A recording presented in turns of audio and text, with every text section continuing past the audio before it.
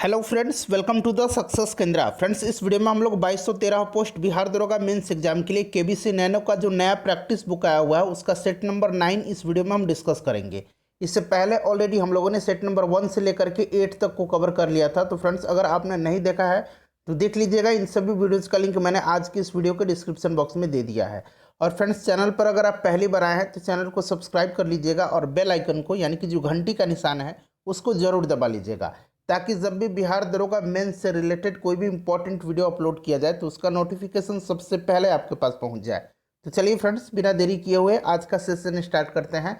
Friends, please video को like और share जरूर कर दीजिएगा। तो फ्रेंड्स, जैसे कि मैंने बताया कि आज की इस वीडियो में हम लोग सेट नंबर 9 को डिस्कस करेंगे। थोड़ा सा मैं जूम कर देता हूं फ्रेंड्स, ताकि आपको स्पष्ट दिखाई दे। देखिए फ्रेंड्स, अगर आपको आंसर पता है तो आप आंसर कमेंट बॉक्स में भी देकर के बता सकते हैं। पहला प्रश्न पढ़िएगा। पहला प्रश्न पूछा गया है, खाली स्थान दिया गया है कि सदस्य को सामान्यतः हरी सवाल कहते हैं। कोशिश कीजिएगा आप 5 से 7 सेकंड के बीच में अपना आंसर चुन लेने के लिए। उसके बाद जो भी करेक्ट आंसर होगा पूरी डिटेल में मैं आपको बता दूंगा। तो देखिए फ्रेंड्स, क्लोरोफाइटा के सदस्य को सामान्यतः हरी सवाल कहते हैं। Option number B right answer हो जाएगा। एक ब्रायोफाइटा आपने पढ़ा होगा। देखिए, ब्रायोफाइटा जो है यह वनस्पति जगत का एक बड़ा वर्ग है। इसके अंतर्गत वे सभी पौधे आते हैं जिनमें वास्तविक संवहन उत्तक नहीं होते हैं ब्रायोफाइटा में। ठीक है, ध्यान रखेंगे। देखिए, ये क्लोरोफाइटा से एक और प्रश्न यहाँ से पूछा जाता है कि क्लोरोफाइटा में संचित भोजन प्रोटीन के चारों ओर स्टार्च से घिरी स्थान को क्या कहा जाता है? तो फ्रेंड्स, उसको कहा जाता है पायरिनोइड।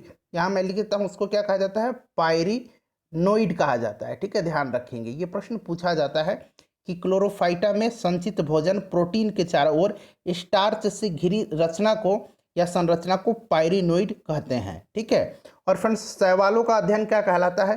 शैवालों को अध्ययन को क्या कहा जाता है? तो फाइकोलॉजी कहा जाता है। फाइकोलॉजी कहा जाता है, फाइकोलॉजी। ठीक है, याद रखेंगे। इन सभी पॉइंट्स को आपको ध्यान रखना है। चलिए नेक्स्ट क्वेश्चन करेंगे और लास्ट में आप सभी लोग अपना अपना स्कोर जरूर कमेंट करके बताइएगा। बेशक आपने दूसरे जगह भी सेट लगाया होगा, लेकिन यहाँ पर लगा के देखिए, आपको निश्चित रूप से कुछ फर्क मिलेगा। देखिए, दूसरा प्रश्न पूछा गया कि CaSO4 इंटू 2H2O क्या है? तो आपको पता है फ्रेंड्स, ये क्या है? जिप्सम है। जिप्सम का उपयोग जो है सीमेंट में किया जाता है। और देखिए, जिप्सम से ही प्लास्टर ऑफ पेरिस बनाया जाता है। प्लास्टर ऑफ पेरिस का फॉर्मूला CaSO4 होता है, उसके बाद हाफ H2O होता है। ठीक है, तो इसको भी ध्यान रखेंगे। उसके बाद देखिएगा कि फास्फोरस का कौन सा अयस्क इसमें से नहीं है? तो इसमें से जो फास्फोरस का अयस्क नहीं है वो ग्रेनाइट नहीं है। ऑप्शन नंबर डी हो जाएगा राइट आंसर। उसके बाद देखिए, निम्न यंत्र से विद्युत धारा का मापन करते हैं। इलेक्ट्रिक करंट, तो ये मापा जाता है एमीटर से। तो देखिए, यहाँ पर एमीटर दिया गया। विद्युत धारा का इकाई क्या है बताइए? तो एम्पियर है। क्या है फ्रेंड्स? एम्पियर है। इसको भी आप ध्यान रखेंगे। चलिए नेक्स्ट क्वेश्चन करेंगे कि जल जिसमें कैल्शियम अथवा मैग्नीशियम के घुलनशील लवण होते हैं क्या कहलाता है? तो फ्रेंड्स, उसको कहा जाता है कठोर जल। देखिए, जल की कठोरता दो प्रकार की होती है, एक अस्थायी होती है और एक अस्थायी कठोरता होती है। अस्थायी कठोरता जल में कैल्शियम तथा मैग्नीशियम के बाइकार्बोनेट की उपस्थिति के कारण होती है। और अस्थायी कठोरता जो है ये जल में कैल्शियम और मैग्नीशियम के क्लोराइड, नाइट्रेट और सल्फेट के रूप में जो लवण घुले रहते हैं उनके कारण होती है। तो इन सबको आप ध्यान रखेंगे। ठीक है। चलिए उसके बाद देखिएगा, क्वेश्चन नंबर 6 है कि प्रकाश रासायनिक प्रतिक्रिया है। तो देखिए, प्रकाश रासायनिक प्रतिक्रिया जो है यह प्रकाश के द्वारा प्रारंभ होती है। ठीक है, तो ऑप्शन नंबर बी हो जाएगा इसका राइट आंसर। अगला क्वेश्चन देखिएगा कि संक्रमण से शरीर किसके सहयोग से लड़ता है? तो इम्यून सिस्टम जो होता है, इम्यूनिटी पावर, ठीक है, उसी के कारण। तो ये प्रतिरक्षा प्रणाली हो जाएगा। उसके बाद देखिए, कांच है। तो कांच जो होता है यह अति शीतित द्रव है। ठीक है फ्रेंड्स, ध्यान रखेंगे। और शीशे का उपयोग पूछा गया है कि शीशे का उपयोग किया जाता है। तो आपको पता है कि शीशे का उपयोग प्रकाश के संचरण हेतु किया जाता है। बाकी ऑप्शन यहाँ ऊपर आपको मिल जाएंगे। ठीक है। चलिए उसके बाद नेक्स्ट क्वेश्चन देख लीजिएगा, क्वेश्चन नंबर 10। देखिए, क्वेश्चन नंबर 10 कह रहा है कि कृत्रिम उपग्रह पृथ्वी से सुस्पष्टता से ट्रैक किया जा सकता है। तो फ्रेंड्स, ये किया जाता है डॉपलर इफेक्ट के द्वारा, तो डॉपलर प्रभाव के द्वारा। अच्छा, रडार का उपयोग वायुयान में किया जाता है। सोनार का उपयोग जो है नौ संचरण में किया जाता है। ठीक है। चलिए अगला क्वेश्चन देख लीजिएगा कि विश्व की सबसे महंगी धातु कौन सी है? तो विश्व की सबसे महंगी जो नवीन धातु है वो है endohedral fluorine. Option number A right answer इसका हो जाएगा। ध्यान रखेंगे इसको। अगला क्वेश्चन देखिए, प्रकाश वोल्टीय सेल होते हैं। तो प्रकाश बेल्टुए सेल जो है ये सौर सेल होते हैं। ऑप्शन नंबर ए हो जाएगा इसका करेक्ट आंसर। दूध का धवल रंग, दूध का सफेद रंग जो होता है निम्नलिखित में से किसकी उपस्थिति के कारण होता है? तो ये कैसीन के कारण होता है। ठीक है, दूध में जो पीलापन होता है, हल्का पीला रंग जो होता है हल्का दूध का, वो किसके कारण होती है? तो कैरोटीन के कारण होती है। उसको भी ध्यान रखेंगे। ठीक है, कैरोटीन यहाँ पर दिया गया है। उसके बाद देखिएगा कि गैल्वेनाइज्ड लोहे के पाइप पर परत होती है। तो कई बार मैंने कराया भी है, आपने पढ़ा भी होगा। ये जिंक की परत चढ़ाई जाती है, जस्ते कि इसको क्या कहा जाता है? गैल्वेनाइजेशन कहा जाता है।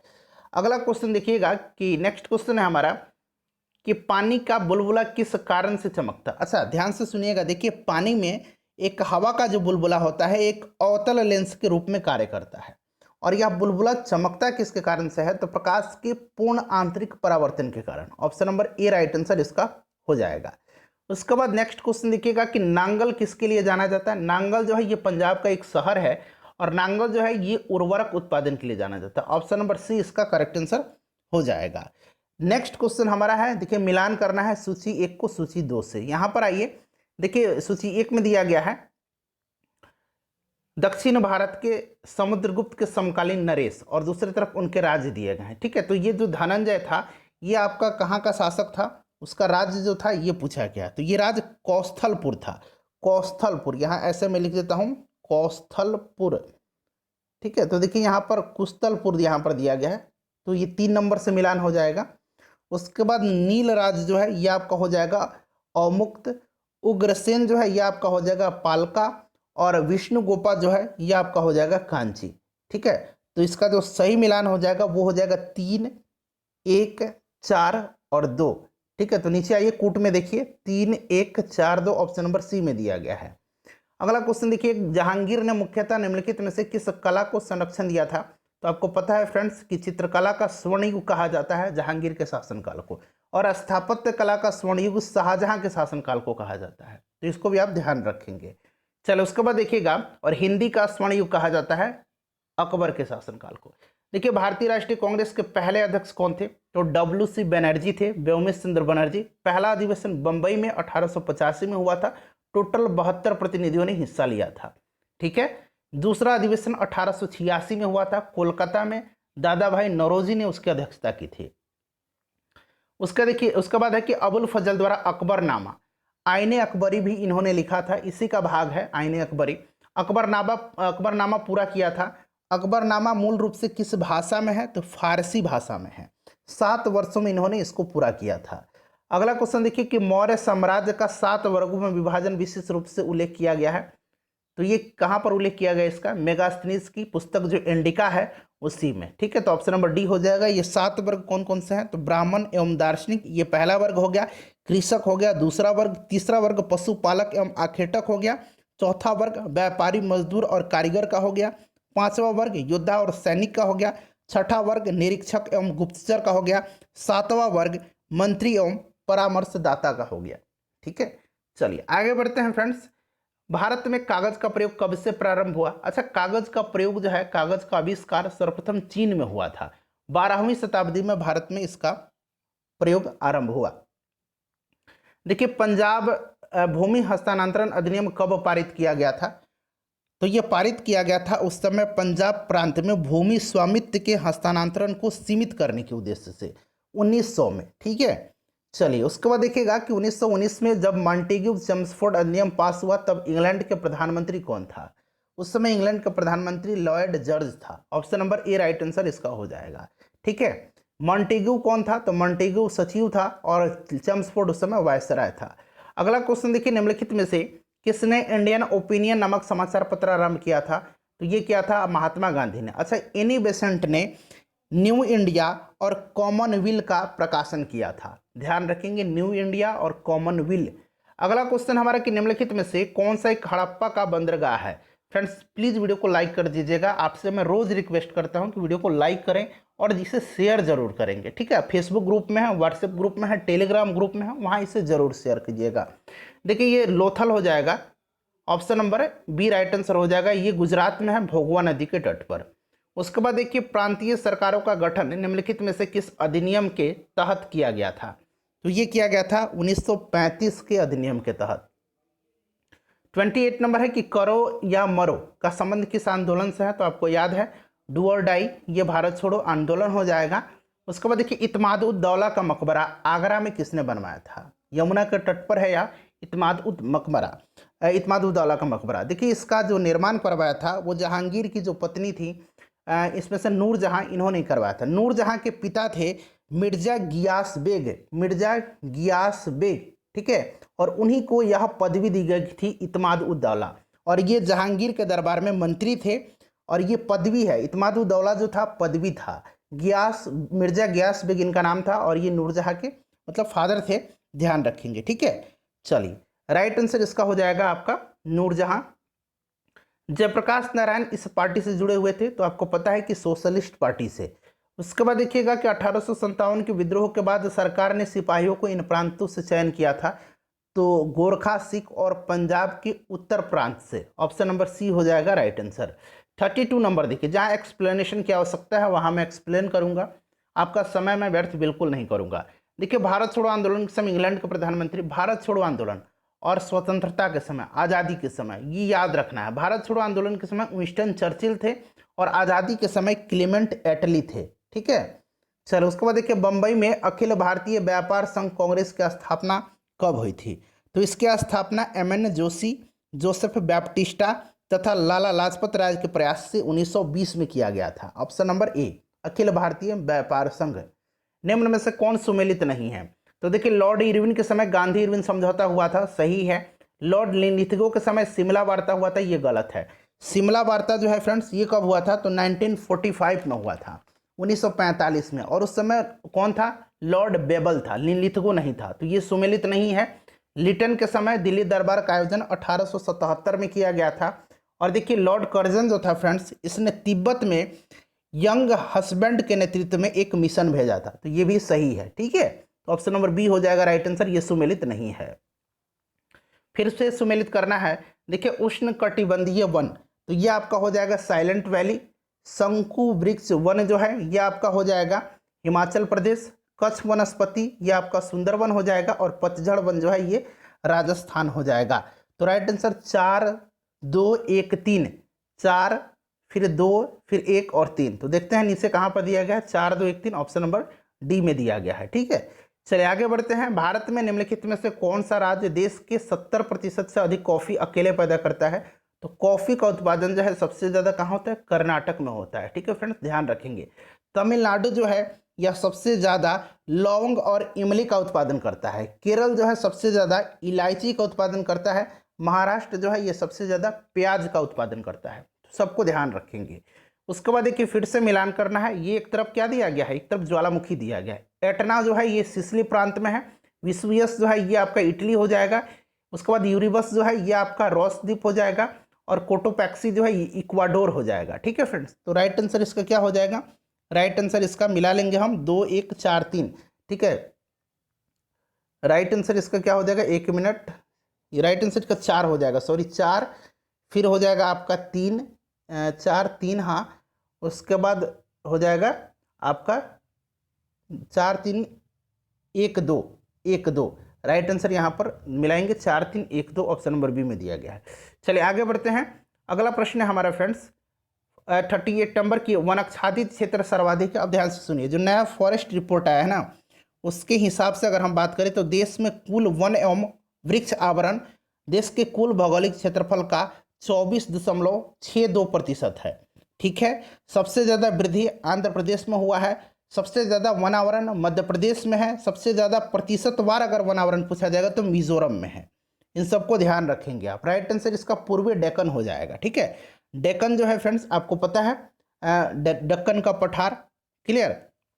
चलिए आगे बढ़ते हैं फ्रेंड्स, और इसका विस्तार जो है दक्कन का पठार का 8 राज्यों में है। ये 8 राज्य कौन कौन से हैं, तो नाम याद रखना है आपका, कौन कौन से हैं फ्रेंड्स, तो महाराष्ट्र, छत्तीसगढ़, उड़ीसा, तेलंगाना, आंध्र प्रदेश, तमिलनाडु, उसके बाद आपका कर्नाटक और केरल, याद रखेंगे।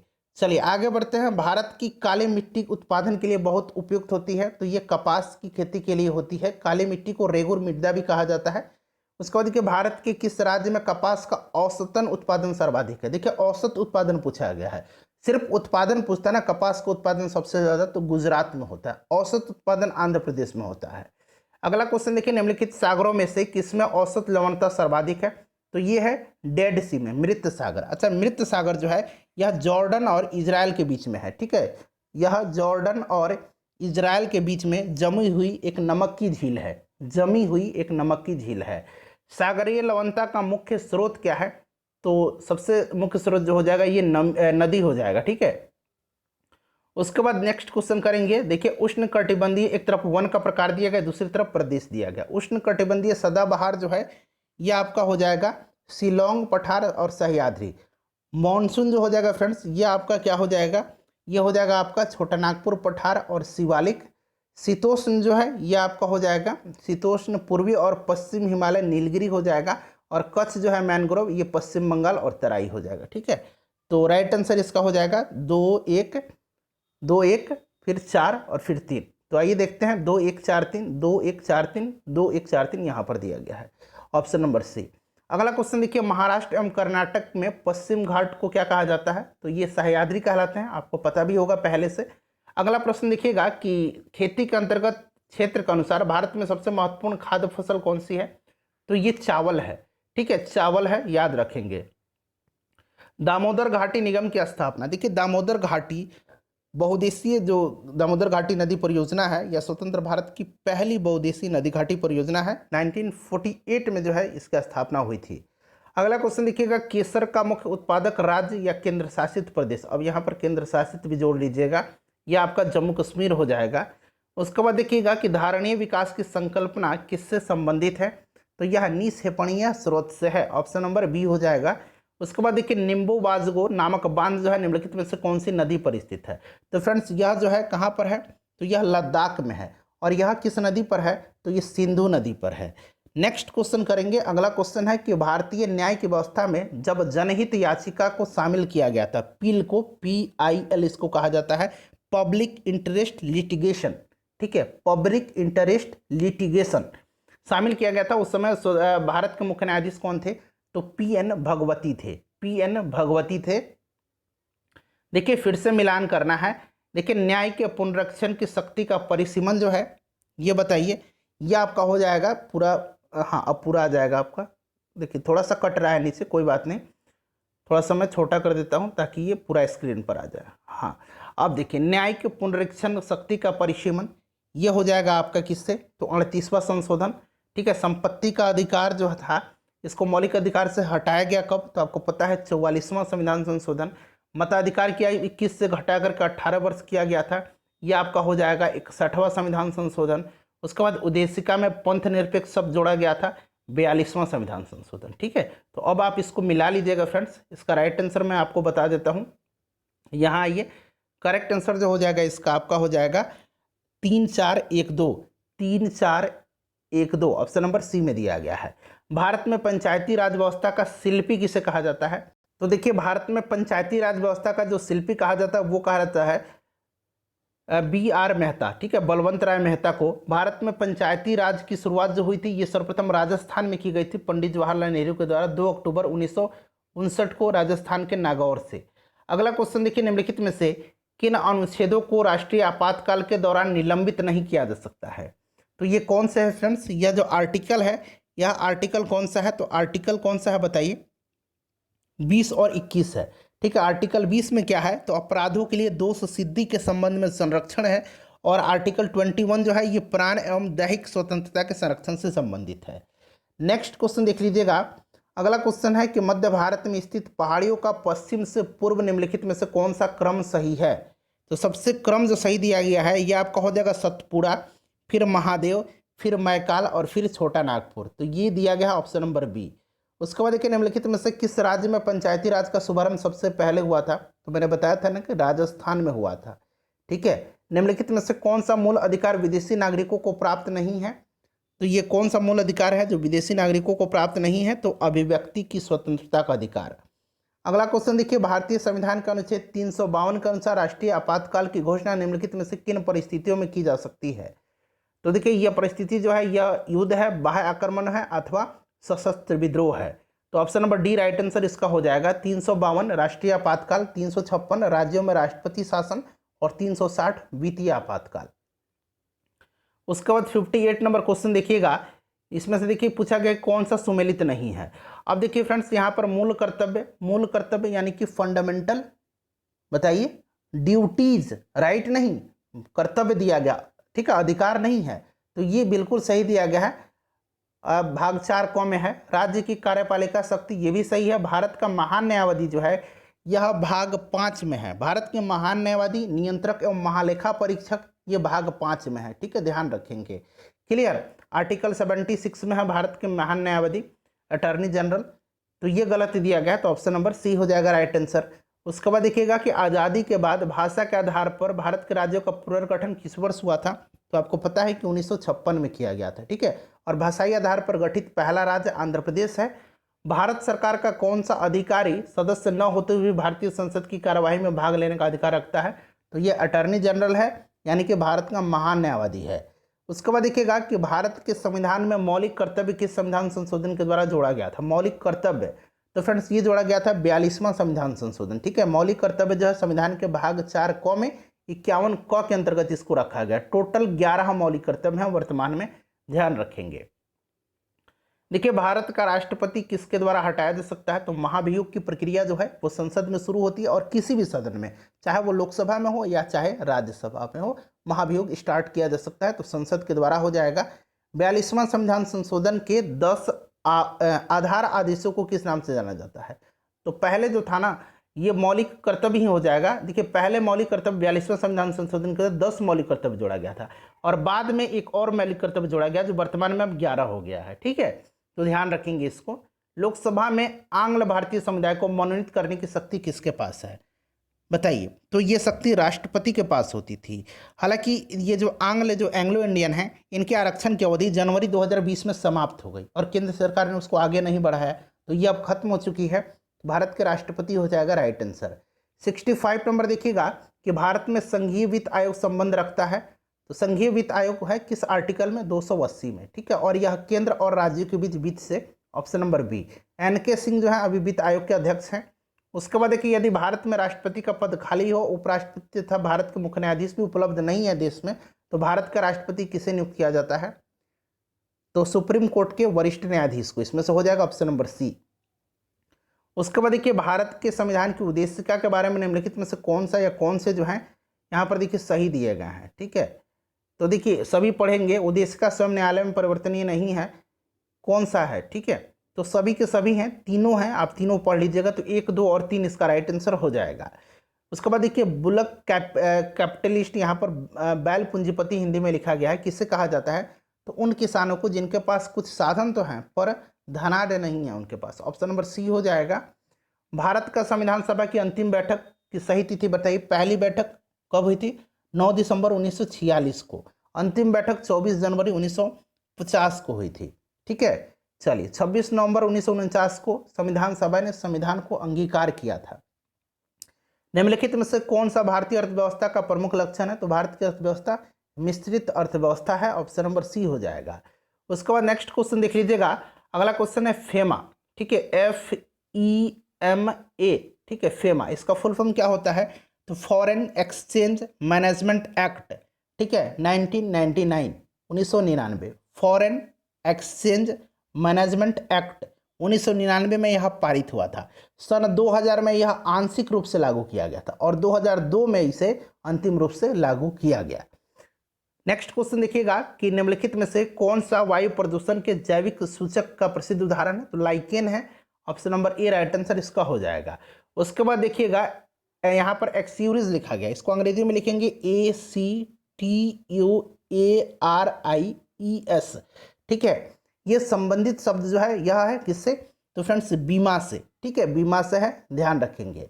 चलो उसके बाद देखिएगा कि मणिपुर पहाड़ियों से घिरा इम्फाल बेसिन जो है एक सुंदर उदाहरण है, तो ये सरोवरीय मैदान का है, ऑप्शन नंबर ए हो जाएगा। भारत में राष्ट्रीय आय की गणना में एक समस्या है, तो यह समस्या है असंगठित क्षेत्र, ऑप्शन नंबर डी हो जाएगा। उसके बाद देखिए 76 नंबर में TRIMS से क्या बनता है, देखिए TRIMS इसका फुल फॉर्म होता है agreement on trade related investment measurement, ठीक है। तो ये आपका हो जाएगा कौन सा, व्यापार संबंधित निवेश उपाय, ठीक है। यहाँ पर इन्वेस्टमेंट है, फुल फॉर्म मैंने बताया ना आपको, तो ऑप्शन नंबर सी हो जाएगा राइट आंसर। उसके बाद देखिए निम्नलिखित में से कौन सा उपागम प्रोफेसर अमर्त्य सेन से संबंधित है। तो देखिए ये संबंधित हो जाएगा आपका यहाँ पर सक्षमता का उपागम। उसके बाद देखिएगा, अच्छा आप कमेंट करके बताइए कि अमर्त्य सेन को अर्थशास्त्र के क्षेत्र में नोबेल प्राइज कब दिया गया था, जरा आप कमेंट करके बताइए, अपना स्कोर बताइएगा। बाकी जो मैथ के क्वेश्चन है फ्रेंड्स, मैथ और रीजनिंग के 100 तक में है यहाँ से, ठीक है, 78 से लेकर के 100 तक में है। मैं PDF आपको दे दिया हूँ टेलीग्राम पर, वहाँ जाइए और सॉल्व कर लीजिए।